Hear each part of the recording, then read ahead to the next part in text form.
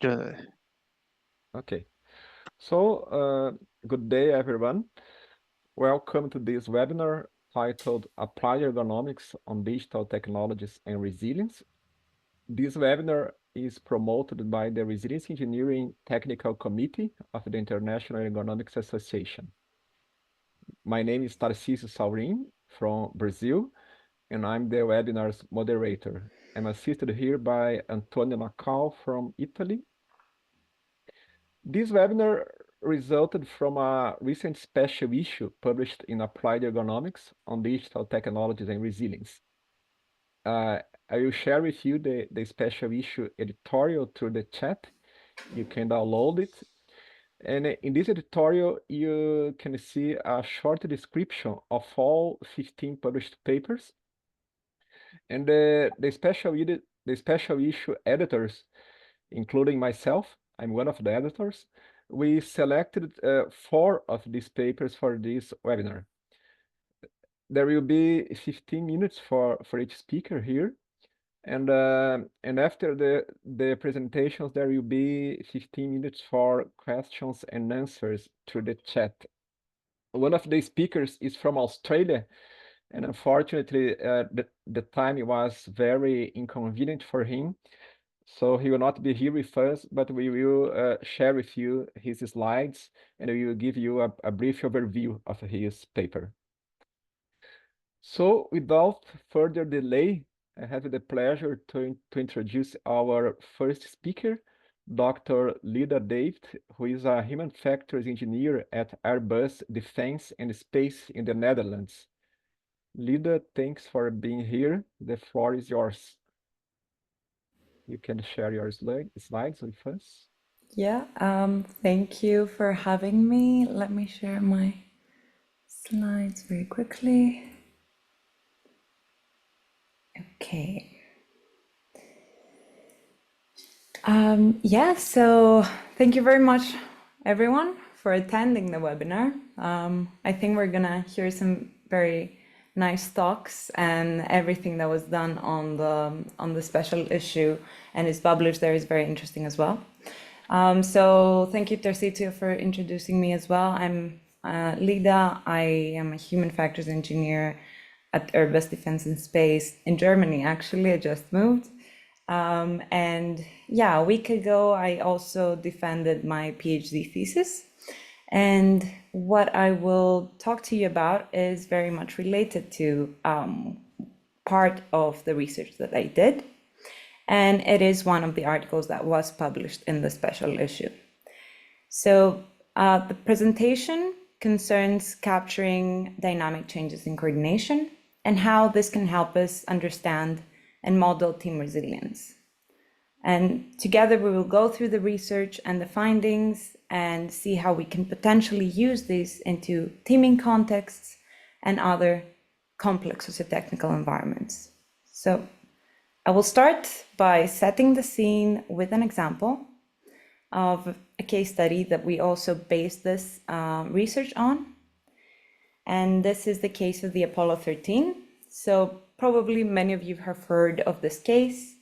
It was supposed to be the third land on the moon, but in around the second day from the launch, there was an oxygen tank explosion in the spacecraft, which led to a series of very unfortunate events that could have led to even the death of the crew in space. But despite all challenges, the team managed to save its crew and bring them back to Earth. So I'm not going to get into the details of the case, but I am going to mention that the Apollo 13 received endless coverage afterwards. So books were written about it, newspapers, everything. And the one thing you could say for sure about this team was that the way they interacted, the way they coordinated with the mission control and with the astronauts in space was crucial in getting the team back to Earth. So everything in the right, so it is clear that we're talking here about a resilient team, a team that managed to adapt no matter the challenges that was in front of them. But it's important to ask what it was exactly that helped them remain resilient. So we have a case here where the crew and the team that was working with the crew had limited resources. They, of course, could not send things to space. They could not develop new equipment. They could not send other crew members there. So all they could really do was coordinate. And what we asked in our research was actually, what was it in their coordination that facilitated this adaptability, this resilience? And we really need such insights, because existing success stories and failures, for that matter, they help us understand how the systems become adaptable, how they keep being adaptable no matter what. And incorporating these insights, what happens in a crisis, what happens during teamwork, can help us learn from these mistakes and maybe adopt some of the teamwork, some of the coordination that is happening in real life scenarios to design better teams, or to design better trainings for these teams, or better feedback for these teams to help them become even more resilient in the future. And this was, of course, what I also wanted to answer with my research. And to give you an answer, I will start with a short overview on what we already know on coordination so far, and how we use this information to take it a step further with this research. So we can tell the coordination may change depending on the situation that the team is dealing with. But how does it change?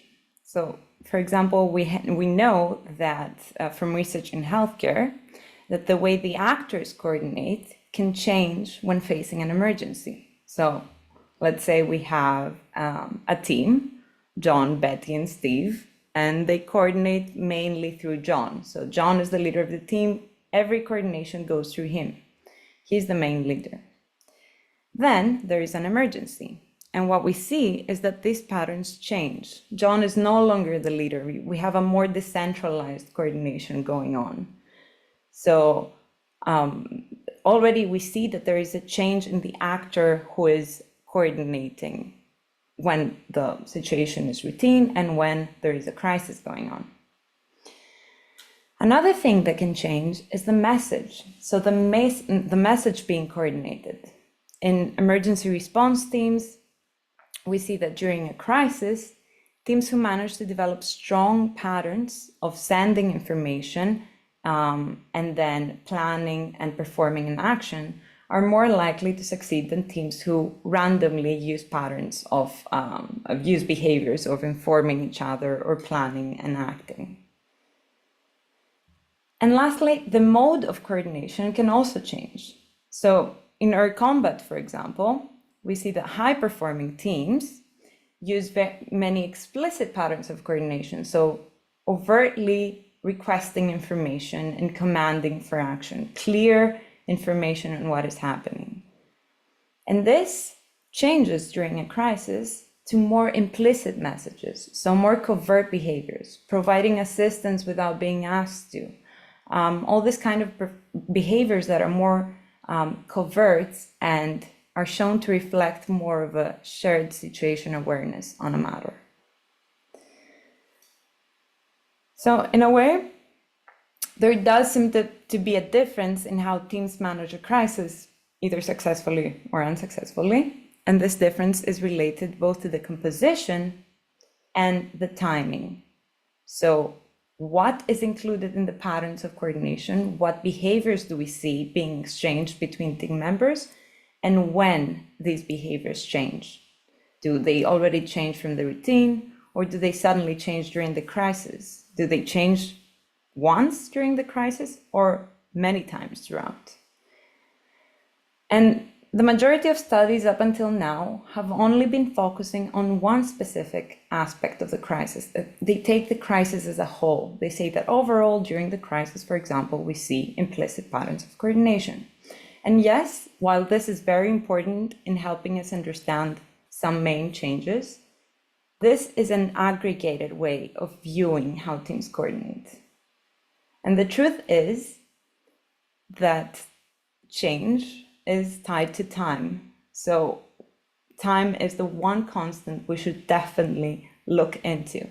So we should look into the entire crisis situation, see how a team adapts moment by moment throughout, so that we get an overall overview of what really happens in coordination. That way we can see possible triggers that trigger this coordination restructuring, and so on. So to answer our question on whether coordination contributed to team resilience, we tried to capture coordination holistically through all the aforementioned, the actor speaking, the message being communicated, and the mode of coordination, and see what happens throughout a crisis, both in terms of composition and in terms of timing of this restructuring. And using the NASA case study, we took the moment-by-moment transcript and we divided it into two phases, the routine and the crisis. So the crisis was considered anything after the Houston, we have a problem known phrase, where the crew really realized that there's a problem going on, there's an oxygen tank explosion. And we wanted to compare the evolution of coordination patterns between the two. So we see here in the screen the transcript and the famous quote. Everything before that was the normal situation, afterwards was the crisis. And we coded everything using a code book, incorporating the actor speaking. So for example, we see here the command module pilot, and the message and mode of coordination. So for example, here we have a behavior of speaking up, which is an explicit kind of behavior. And we modeled that on a time series. So how did we model it? We took a software, a digital tool that helped us make this analysis, which is called the T-pattern analysis. And it helps detect really subtle, otherwise undetectable patterns in data. So on the software, we entered the behavior with the actor speaking and the temporal stamp. And the software helped us detect all the hidden patterns based on critical time intervals, based really on their timing and their sequence. And our output was the patterns that emerged and restructured throughout the event. And we can see it here on the right. We can see the output of the patterns that emerged throughout the crisis, for example. So I'm quickly going to take you through our findings. Regarding first the routine operations, where the crew showed much more explicit and standardized patterns of coordination. So for example, we see here the commander was asking a question to the mission control was answering the question, mostly giving instructions, and the commander was answering to it. It was all explicit, very standardized, very overt behaviors of coordination.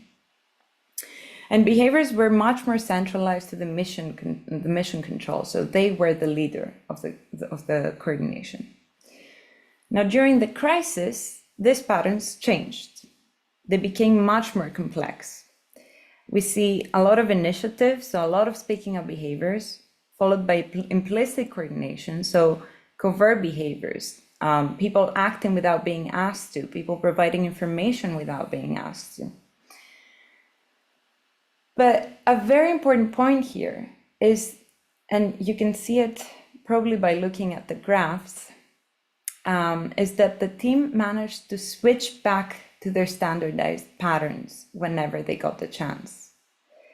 So if you look, for example, at the crisis situation, you see some very long lines, which mean that more complex patterns were at play, and you see some shorter lines, which means that more standardized, more simple patterns were at play. So during the crisis, we see this flexibility in switching between these complex and more standardized patterns of coordination. Whereas in the routine situation, you see that the patterns were much more rigid and much more standardized, very simple on what they did. And the communication became much more decentralized during the crisis. And we see a great shift towards role-based coordination. So the mission control was not longer the central actor, the leader of the coordination. There is much more reliance on expertise instead of standardized roles. So we see, for example, in the background here on the right, there's the lunar module pilot, Fred Hayes, who was taking much more initiative during the moments where information on the lunar module was important. So we see that depending on the situation, there's this role-based recalculation of who should be the leader. Importantly, again, they switched back to protocol whenever they got the chance. So I'm going to close here, and I'm going to leave you with some main conclusions from this research into coordination and the relation with resilient performance. So a resilient team like NASA is a team that shows flexibility and switching between protocol-based coordination and non-protocol emergent coordination. This is what we refer to in an article as flexible coordination hubs. So being able to centralize your coordination and to standardize and follow protocol, but also switch away from it the moment you're required to. Also, a resilient team is able to switch between initiative and compliance and between reciprocity and one-directional patterns, again, as the situation requires. And a very important thing that we noticed was the importance of a strong transactive memory system. And by this, we refer to a team who knows what. And so is able to implicitly restructure according to each other's knowledge, according to their existing knowledge before entering the crisis. And one last important thing I want to leave you with, more like a take-home message, especially for the researchers who are joining us today. We were able to spot adaptability and the changes in coordination because we took this holistic view. We looked both at the actor, at the message, and at the mode of coordination. And so we were able to see that the role switched when the situation required, but also what was said during these moments, what was initiated by, let's say, the lunar module pilot was implicit or explicit, and so on. And these are all very, very important conclusions that can help us in designing future training programs for these teams or future feedback provisions that can help the teams build on their coordination, build better processes on how to be more flexible. And if we were to see for the future as well, it could help us very much develop better automation and better technologies for us to incorporate in our systems as well. So this is what my research was about.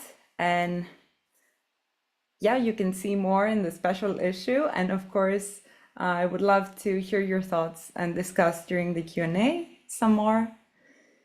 And yeah, I would love to stay connected with you as well. So thank you very much. And if there's you can. Okay, thank you, Lida, for this very interesting presentation. As I said, there will be some time at after the four presentations for Q&A. For now, let's move on to our second speaker, Dr. Michael Wallström. He's a senior scientist and adjunct professor at VTT Technical Research Center of Finland. Michael, thanks for being here. Thank you for inviting me here, and thank you, Lida, for a good presentation, and congratulations for your PhD. I shall start now because check.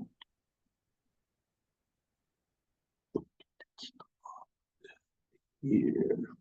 Yeah. And this is the title of my work, indeed.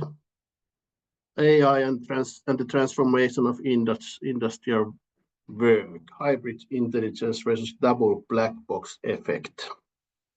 And let's go further. Indeed, it's like the others, it's a paper in the special issue, and otherwise a little bit about the background. It's based on expert interviews and on the specific industrial work task. I won't be going in this time scale. I won't be going deeper on the methods, but just for you to know this. Why should you be interested of this presentation? Well, there's a lot of potential in this AI-based optimization. Of course, AI can mean quite many things nowadays, but here it means data-based optimization, basically. And indeed, it has a lot of potential, and it does change the human element involved. Surprise, surprise. So you could very well end up in such a situation. And here are also some main elements, main messages of my presentation here. You should aim at process learnability in arranging these human AI interactions, and then probably most likely you will need tech support organization as well when you get into this AI optimized industrial processes, and that of course has a lot of resilience. Both of these issues has resilience implications in them. Okay, I will tell a little bit about this this background case study, which is the glass tempering case, so that you understand what is it about and what are the benefits of AI here, or the data-based optimization. So the purpose is to create safety glass, which is stronger, of course, and if it breaks, it will break more safely, so into these small pieces and not in the long dangerous shards. And to do that, you will introduce heat and cold to the glass, and that will change the physical properties of the glass. And then you will have the safety glass, basically. And that's a picture of one such machine. So you will put those kind of like standard normal glass into the machine and make them a safety glass. How do you do it exactly? It's a little bit like making food. So you need recipe basically. And that's the word what they're using also, recipe, or these industrial recipes. How hot, how much heat, how cold, how long in the heat, how long in the cold, and then what kind of air pressure. So those are kind of the most basic background variables that are being used in deciding on this industrial recipe. And then what exactly are they? They depend then on customer needs, type and size of glass, the machinery state. It can be that some old heat is remaining still in the machinery, so that can influence on that. Then some quantity and quality balance. Maybe do you want to make many pieces of glass at the same time, or do you want to aim at better quality? So all that can be optimized basically. And as you can see here, there's quite a bit of complexity involved. So expert worker would be beneficial. At the same time, they are not very easy to retain. Good workers, it's rather boring work. Actually, you in glass in, glass out, and then you set the parameters basically. So maybe then better to have the AI-based process. So then you would have sensor data and this carefully engineered algorithms, and not have the worker anymore doing this with the help of a handbook, of course. The idea is, and I believe that it is true, this is not promised by my study, but studies of others, that it is better quality and better energy efficiency with this optimizing AI, basically. So that's the background reason as to why we are going to this optimized industrial processes, and just one example study here basically on that. What then if we go into this direction? If the AI will do all the work, the person working doesn't know anymore how to do the work. And this is not in a sense new finding. This has been talked about, by here, this one example, or maybe the main example is Ironies of Automation by Lisan Bainbridge. If you automate something and something special, like emergency or something happens, then you don't really have the skills, you don't have the understanding anymore. And then, but here we are talking about this kind of double black box phenomena. So especially these neural networks, they are inherently always kind of like black box. It's so complex computation that they're always non-transparent. And then if the worker doesn't anymore understand the industrial process, the AI is doing that for him, then that also will be a black box, so to say. So, like in the picture, I have no idea how the process works anymore, basically. So double black box, that's the idea there. And what does that mean then? Somebody still has to understand how the process works, because there's not really fully autonomous systems, although we can say that they would be autonomous factories or something like that, but they are never really autonomous. So you always need somebody who knows how the AI works, because these are, in any case, they are data-based processes. So expert human is always needed. Always there can be technical issues. One very common technical issue is the sensor drift. There can be some kind of humidity issue, temperature issue, dust, just the age of the sensors. Those all can influence on the data collected, basically. So that's the reason that you will need this. In this setting, you will need the remote expertise here. And then you have this kind of like fragmented setting, fragmented intelligence, so to say, of local worker not understanding how the process goes, and then the remote expert in different, probably in different area, somebody who provided the technology, who provided the factories and the machineries to the workers. And then we can go quickly through the worker issues. So here we already talked about de-skilling, loss of skills, basically. Is this work anymore meaningful for the worker? What about worker retention here? If there's only some manual work involved and not anymore this cognitive side to that. Then if you are a technology provider, you are providing this technology to different locations, hopefully. So then you would actually need to organize this remote service. Do you have the workforce for doing that? Of course, that can also be a good source of revenue for you. But then again, at the current state, we're lacking workforce. That's the main problem in manufacturing in many areas, especially in Europe. In Europe, we are facing that. So not a good thing. Not a good thing necessarily.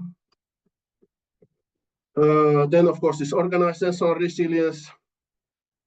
What if there's a bankruptcy or something happens to the remote technology provider, remote experts here? So then basically the system cannot be used anymore if there's some problem in the data collection, for example, and then you can't get anybody to fix it. So lack of resilience is the problem here.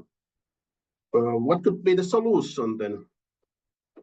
It could maybe be arranged so that the AI actually exposes the industrial process and tries to visualize, or otherwise mostly probably visualize the process and kind of the database decision making. And this actually could provide on-the-job training so that the human operator could learn how the process goes at the same time he's involved in the process.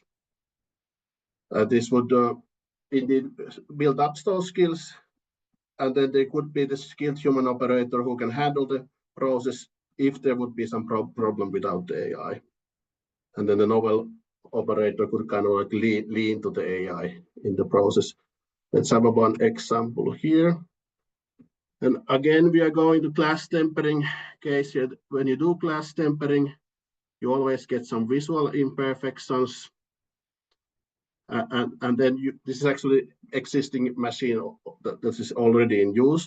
And the idea here is that AI categorizes the pieces of glass. There's a scanner that takes a picture of the glasses or the glass pieces. And then the AI categorizes this basic machine learning system that it has used training data classified by a human expert who has looked at the pieces, and then the AI says, is it good, maybe okay, good, or not good. But this is kind of transparent because the human operator, he also sees the glass and can make the final decision. He can decide, okay, maybe this is not good enough. And when he has this transparency, he sees the piece of glass that was on the basis of the AI categorization. He can learn at the same time. He or she can learn at the same time. So there would be this upskilling. But maybe if the skilled worker is not working that day, he's sick, or he or she is sick or something, then maybe novice can a little bit like kind of use the AI and be capable of continuing working. What are challenges? Depending on the arrangement, there can be too much complexity, so this cognitive overload can be a challenge. So many parameters, I still have no idea how the process works. This may be from the first example, making these industrial recipes and very complicated optimization, then we would be in this kind of case quite easily if we would try to aim at that. Then another challenge, this again goes to the first example. Maybe the technology provider doesn't want to share company IPR, basically. Basically, I don't want you to copy my process algorithms, so they don't want to arrange this kind of transparency, basically.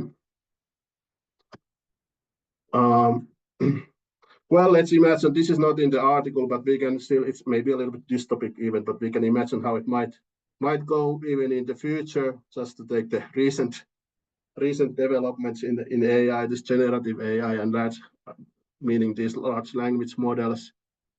It could be that at some point we are here with the lack of workforce, that there are some poor local worker who is not knowing really how things go, but asks for help. Help me with the system, please. But then there's a customized generative AI, this chatbot first that he has to talk, and then if that doesn't work, then maybe talking to a human being. But could this arrangement be made to work somehow that is still meaningful for the worker? That's a quick, interesting question, maybe for future studies. That goes to the last slide. Again, let's take the key messages. So process understandability and learnability. This should be maybe the central design objective, and that's not so much discussed in my opinion. You're always there discussing about AI understandability, AI transparency, but that's a kind of little bit of different thing. Some conceptual consideration. Well, if we take this classical habamama, humans are better at, machines are better at.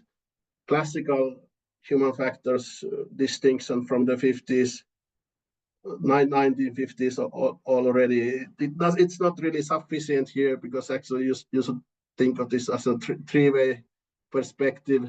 You have the local worker, you have the remote expert, you have the AI, or maybe even four-way perspective in the future.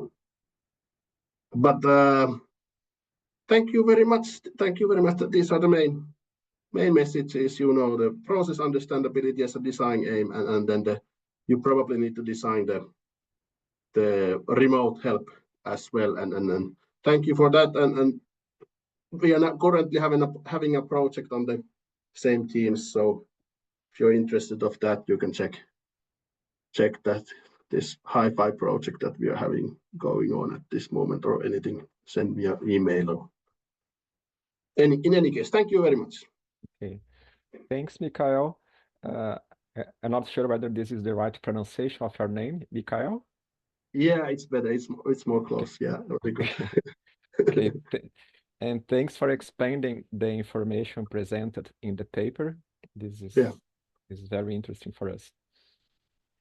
So I invite now our third speaker, Dr. Luca Gualtieri. He's a professor at Free University of Bolzano in Italy. Thanks, Luca. Hello, I'm sharing my screen. Just a second. Can you see my screen?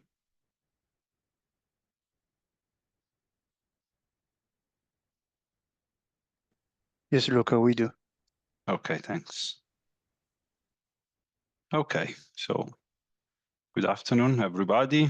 And yes, that's my presentation about our work we made basically within the project Sesto Senso in strong collaboration with the psychological department of the University of Bologna. And basically the title of this presentation as well as of the paper is Updating Design Guidelines for Cognitive Ergonomics in Human-Centered Collaborative Robotics Application, an Expert Survey. So first of all, I would like to start with a famous quote of Adriano Olivetti. Basically, Adriano Olivetti was an Italian businessman, an innovator, and also an engineer, really operative between the First and the Second World War. And one of his really famous quote was, I think the factory for men and not men for the factory. I think this is a really important concept, principle, especially today, because today we are often speaking about so-called Industry 5.0. We can discuss if really exists a fifth industrial revolution, but anyway, what is quite sure is that there is the willingness of most advanced companies in creating manufacturing environments that are supported by human centricity, resilience, and sustainability. And that's more or less also one of the key aspects of this presentation of this paper. So as you know, this paper is also about industrial collaborative robotics. So first of all, I don't want to go too much in detail, but generally speaking, here you can see a recap of what an industrial collaborative robot is. So basically, an industrial collaborative robot or a cobot is a particular type of industrial robot that is basically able to perform tasks in collaboration with human operators. And basically, this kind of device has specific software and hardware features that differentiate it from so-called traditional industrial robots. And this kind of special features, let me say, allow a safe and physical human-robot interaction in shared and fenceless workspaces. This kind of technology, so cobotics or collaborative robotics, introduce many opportunities, but also challenges. So starting from the opportunities, as you can also see in the video, one possibility of this cobot is to use them as a companion, as third end. So we can use them as third end, basically. And we can use them as physical assistance systems in production in order to reduce, for example, fatigue or cognitive workload to the operator in order to, leave the operator to focus mostly on activities that requires flexibility, dexterity, decision make, etc. On the other hand, this kind of robots, especially if they are employing intelligence in a certain way that could be also AI-based, this can also represent a threat to the human operator that is working with. This is because this kind of system can be really advanced and these can also be really complex, and especially for a workforce that is not used to work with them, it is really necessary to implement this kind of system in a really ergonomic as well as human-centric way. So basically, this is the core of this project and also of this publication. So basically, we realized during the last years and also according to our previous experience that generally speaking, most companies are not able to properly manage complex ergonomic related issues related to advanced and intelligent human-robot interaction, or basically they ignore them voluntarily or also unconsciously. So basically, we can say that designers, that means designer of the system, so industrial engineers, roboticists, system integrators, so these kind of figures usually do not have the necessary knowledge about interdisciplinary topics applied to industrial human-robot interaction. They usually underestimate the complexity of the problem of human-robot interaction, and also they do not have practical tools for the proper assessment of the impact of industrial human-robot interaction on workers, especially considering the cognitive perspective. So it's quite evident that cognitive ergonomics and in general human-centered design are topics that are really, really important in this regard, but these are also usually neglected when designers implement intelligent and advanced human-robot interaction in shop floors. And as a consequence, we realize that effective and simple and updated tools for supporting non-experts in designing collaborative applications are missing. So our proposal to solve this problem was to define better, and then also validate some specific guidelines to basically support designers in the proper design and implementation of advanced human-robot collaborative application. So basically here you can see an overview of the methodology we developed for this design and validation, development and validation of these guidelines in order to solve this problem. So as you can see, the method encompassed four main phases with different objectives with respect to the pure development, the revision and update, as well as finally for the validation. And these four phases also encompassed three, or maybe better, four different actors in this design and development process. One for sure are us from the visit team, so experts in industrial engineering and robotics, in addition with the colleagues of the human factors and occupational risk department of the University of Bologna. We were the so-called interdisciplinary research team that was proposing these guidelines. Then we have the contribution of an additional group that was the so-called external research team. In our case, the colleagues of the University of Malta. They basically helped us in a preliminary check and validation. And finally, as I will show you later, there was also an extended survey based on a third group that played a role in this development, and especially in the validation phase. That was the group of the experts. So basically the first phases are the systematic analysis of the literature. The second phase was the guidelines development and integration. Third phase was the initial revision and interim update of guidelines. And finally, the third phase, basically based on an extended review based on experts survey, and finally the final update of the developed guidelines. Now I will present you some details about each phase. So basically what we made at the beginning was a systematic analysis of the literature. So we made it in a structured way. Here you can also see a summary of the main phases of this systematic analysis of the literature by using a Prisma representation. So basically the core topic of this review was for sure human factors and cognitive ergonomics in industrial human-robot interaction. Basically, we started analyzing 720 papers published between 2020 and 2022 using Scopus as main database.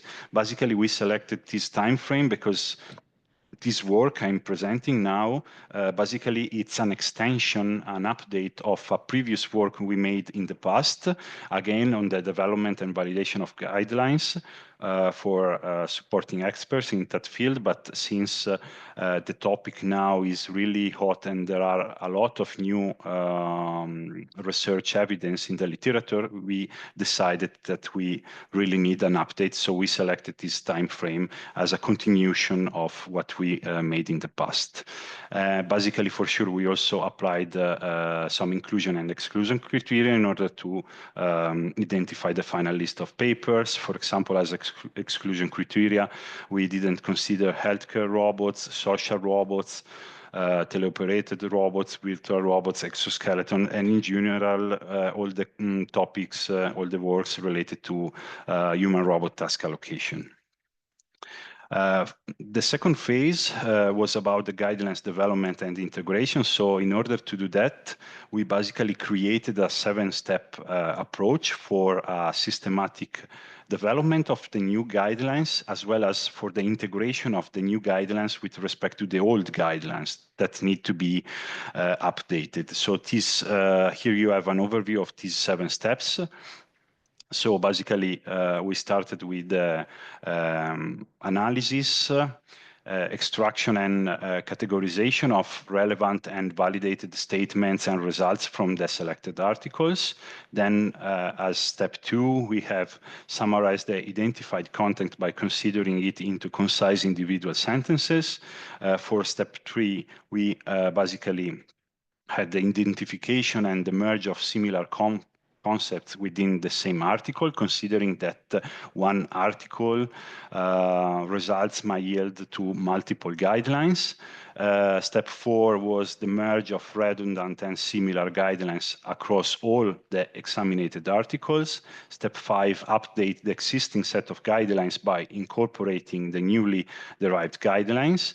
Step 6 was about the simplification and abstraction of the overall guidelines as much as possible while preserving the core technical principles. And finally, the last step, step 7, was about the consistency of terminology and, generally speaking, the way by which the guidelines were presented and classified.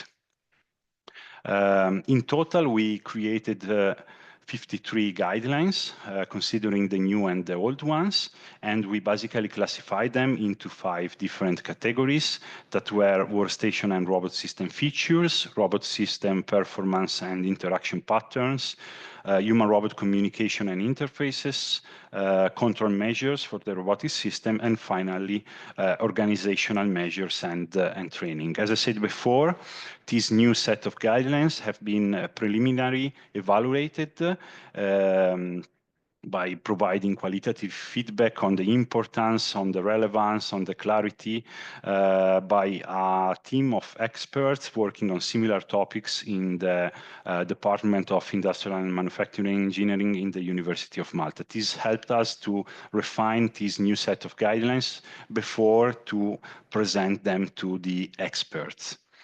And yes, that was basically the last part, how to say, of the validation. So after this preliminary refinement, we presented these guidelines to 108 experts by using an online survey. These were experts in industrial engineering, robotics, safety of machinery, human factors and ergonomics, as well as in work and organizational psychology. So basically, we randomly assigned 5 guidelines to each expert, and we asked experts a feedback using a 5-point Likert scale on main topics like comprehensibility, relevance, and as well as on the impact on safety, well-being, and basically production performance. Considering the criteria on comprehensibility, basically this criteria was defined according to a certain combination of the number of responders, the mean comprehensibility value, and as well as the standard deviation of the comprehensibility value. So basically, according to a match of these different parameters, as you can see also in the table, we were basically able to define the amount, the importance, as well as the type of changes that were required to update and finalize the guidelines. And according to this process, we were able to classify the guidelines considering a certain so-called revision priority. So we had guidelines classified as approved as it is. We then have guidelines classified as to be discussed, especially in the case of the number of responders was lower than 5. And then, according to the match of the mean comprehensibility, as well as considering the standard deviation, we have also minor and major revision for the guidelines we presented to the experts. So I know that the discussion until now could be a little bit boring, so I also would like to show you some examples. What I will show you in the next 2 slides are not, how to say, works strictly related to the implementation of the guidelines, but are different works we made and we are still making here in the Mini Factory lab with other colleagues from other research centers on the topics of human-centric collaborative application. And I have to say that most of these works, in a way or in another, are really implementing the guidelines that are that were developed during this work. So what you can see here is basically it was the former study we did for the experimental validation of the first set of guidelines, so the work we did in the past, as I mentioned before. So here was a study about, different modalities to interact with robots and different changes in layout and different, we also tested with different behaviors of the robot interacting with the human, and basically the final results also confirmed that the application of these guidelines supported a reduction in cognitive workload, as well as an improvement in production performance, because we measured it partially by using also the amount of errors made during the scenarios we tested. Other works in the left side of the work of the screen, you can see a video of a really preliminary test we made again in the project Sesto Senso. Here also we in a way or in another we implemented part of some guidelines, especially the ones related to the adaptive behavior of the robotic system. So what you can see in the left side of the screen in the video are basically a video showing 2 different alternatives of implicitly control a cobot working with a human. So basically the change between the 2 robotic systems that are moving there is mostly related to the way by which the human is interacting with the robot and controlling the robot. So basically the operator there is wearing an eye tracker, and we use this eye tracker to firstly change the velocity of the robot moving towards the human, considering the fact that when the human was looking to the robot can move faster, because we started from the assumption that if you are looking something in a work environment, you have a better awareness of this device. Plus, the robot was also changing the speed, considering dynamically the cognitive workload of the human. So there was not only the possibility to change the speed by looking the robot, but the algorithm, the control algorithm, also every cycle update the speed of the robot, considering the change in the cognitive workload of the human that we were measuring basically using the eye tracker devices. On the right side, you can see a comparison of 2 different velocity profiles, so trajectories of a robotics system. So basically we were compared minimum jerk trajectories with traditional trapezoidal velocity profile. Basically here the topic is that there are several evidences and also our guidelines are integrating this concept that demonstrate that minimum jerk trajectory, that means a more human-like trajectory, is able to, how to say, reduce the stress induced to an operator working with the robot. So a way to also implement partially the guidelines is to, for example, to implement minimum jerk trajectory in order to improve the interaction modality with the human. Finally, a last example. Here you can see some tests we made in another project, that is the Promentor project, but again, these kind of implementations are really aligned with the guidelines or the main concepts behind the guidelines. So basically here you can see a workstation where a human and a robot are working together for some assembly, but the test here and also the peculiarity of this scenario is that the robotic system is also able to manage the screwdriver. So there is an assembly encompasses some screwing activities, and here both the human and the robot are able to share the tool in order to perform the assembly task. This is really important in our opinion, because like in human-human team, it's also essential to have the possibility of sharing resources and tools. And what we are studying there is the response of the robot when the human wants to bring the screwdriver at the same time of the robot. So basically we are studying how to manage conflicts between human and robots when resources are shared. As you can see, the human was equipped with some sensors, because according to the joints and to the movements of the human during the time, and using a neural network, we are able, how to say, to provide a command, implicit command to the robot, considering the intention of the human in grabbing the screwdriver, and this is necessary to prevent potential conflicts that can affect safety for sure, as well as ergonomics. Last slide. Everything we said, it's really related to human centricity, but as I mentioned at the beginning when I introduced the concept of Industry 5.0, these are also really related also to the concept of resilience or of cyber physical production systems. So basically, we discussed how to create a human-centered and adaptable industrial human-robot interaction that is at the end a form of a cyber physical production system. And by doing that, we are able to improve safety, ergonomics, and well-being of operators working with these robots.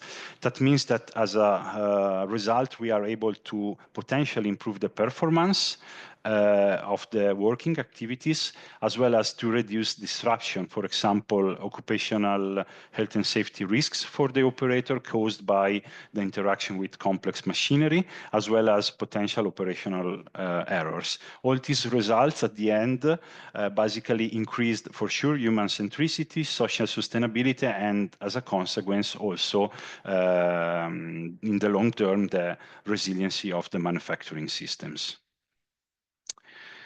Okay, that's all from my side. Thank you very much for your attention. Okay, thank you very much, Luca, for your presentation. Our next speaker would be Dr. Brandon King from the University of the Sunshine Coast in Australia, but he was not able to join us because of the time. But I think we can share some slides with you. Antonio, can you do this?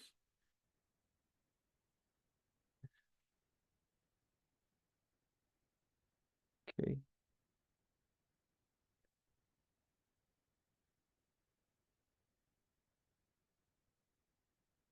Would you like to make some comment?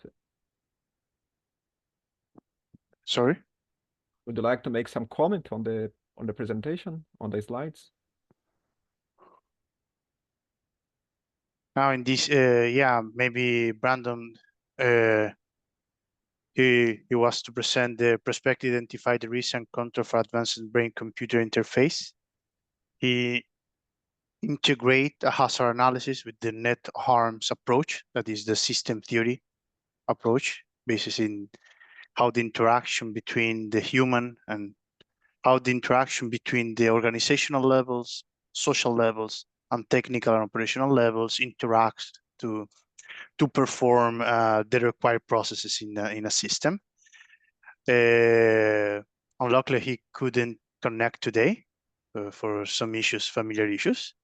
This is the presentation, and also he shared with us this presentation, and I only show you the first two slides, in which you will find here the title of the presentation, and after the author of these works, the entire work is published in the special issue in Applied Ergonomics.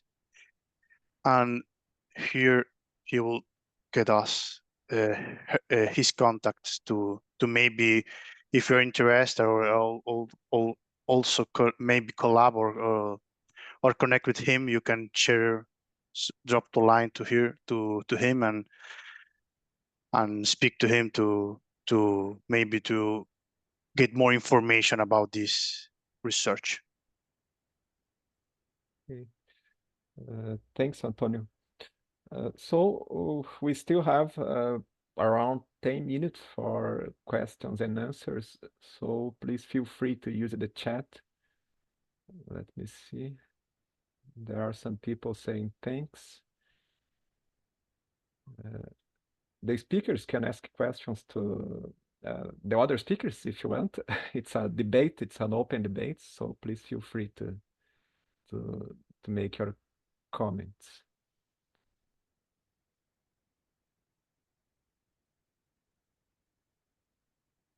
For a start, I have a question to Mikael. I noticed that in your paper, you didn't use the concept of explainability. Rather, you referred to other proxies like transparency and so on. Why didn't you choose explainability? And how do you see the difference between explainability and transparency and other concepts? Yeah, explainability is probably much better concept than transparency, because too much transparency can actually it can cause this, what I mentioned, this cognitive overload. So it actually should aim at the right amount of transparency, so that you then have the explainability or understandability or learnability. I think they are quite nice. It's been a quite while. I think my thinking has developed already after writing the article. I can't exactly remember what was written there anymore. Probably now we might have be even more developed with the vocabulary involved. But indeed, this is the difference that too much transparency can be bad. Of course, too little transparency can be problem opaque. Then you can't learn and you can't understand then as well. But that's it. The kind of like the right level of transparency is maybe the bad way towards learnability. Of course, there are other learnability and understandability and explainability, but of course there are other issues involved as well. Yeah. Okay, thank you. There are certainly some overlap between all of these concepts, and Yeah. I think this is not yet clear in the literature. Yeah. Okay. We have a question in the chat. Let me ask. It's from Lida. For Lida. Okay, I will read it for you. Thank you very much for this interesting research. I especially like your discussion on how teams switch between protocol following and not following and back. Can you say something about how teams make the choice to change between following and not follow the protocol? Yes, so thank you. I believe this question is from Flores. Yeah, we also, because part of my research was based on a previous research of him, and it's very interesting. Oh, can you hear me? Okay, great. Yeah, and it's very interesting to see the differences. So what I did in my research was focus on the quantitative aspect of the interaction, but the advantage of looking at the coordination from a temporal point of view, so getting this pattern throughout time and being able to spot the moments where the patterns change, is something that allows for further insights into the qualitative part. So one can actually go back to the chart, let's say, to the diagram of the patterns, and look back at what happened and exactly spot the moments where the team switched back to protocol or shifted away from it. As far as I saw it in my research, it was very interesting to see that as soon as the situation, as soon as they found out even like a start towards solving a problem, the team immediately shifted back to what the protocol required of them. But yeah, at this point, I must say also that we're also having another publication on the way, hopefully. It's on another kind of situation, again with action teams, but in healthcare. And we're actually using a different technique, entropy, to see the shifts between what we call equilibrium phases, so phases where you have like more standardized patterns, more protocol-based coordination, and what we call ataxia phases, so phases of disorder. And these phases are usually, at least for the high-performing teams, are usually short, but they all include some kind of exploration, so different behaviors, kind of disordered, that help the team reach back to a new set of coordination, new set of equilibrium. So it's that's what I also like with temporal techniques, the fact that you can go back, spot the moments where a shift occurs and see what triggered that. Yeah. Okay, thanks, Lida. I have one more question for you. You mentioned during your presentation implications for training for work system design. Would you have any practical example in mind of how to use your findings for, let's say, training or work system design? Not necessarily for the Apollo context, but for other similar contexts as well. Yeah, so I think this research really points towards the importance of perturbation training. So there's also some research by, for example, by Jamie Gorman or Nancy Cook, and they're talking about incorporating disruptions during training and being able to actually see if these disruptions work or not, or be able to give feedback to the teams when they train in this disruption training, this perturbation training, is something that can definitely be done with this kind of research. And as far as the results go, the results of my research, this can definitely in the future be incorporated into some kind of feedback or assessment. So for example, right now, non-technical works, non-technical skills at the moment are just assessed via checklists, just looking at the overall team quality or whether they talk to each other or not. So it's rather abstract. But with these techniques, you can make it much more objective, much more to the point, and be like, okay, let's look at the team. Let's see where they use their more reciprocal patterns, or let's see where they used exploration phases and so on, and give specific feedback to these teams. Okay. And how time consuming was this analysis? It was really very interesting. You used a specific software. I was just wondering if I want to use this technique, how much time should I allocate for that? Yeah, so it was definitely time consuming.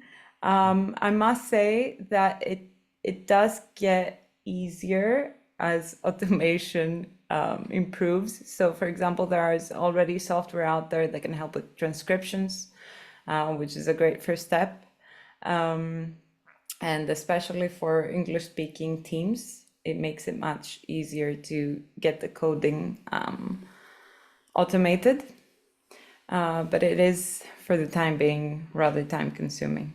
And if I must say, I would love to see more digital tools that help in making this less time consuming being introduced.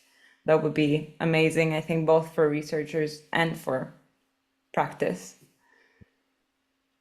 Okay, thank you. But anyway, the cost benefit seems to be positive, regardless of the time taken for this analysis. Okay, there is a comment or question for Luca.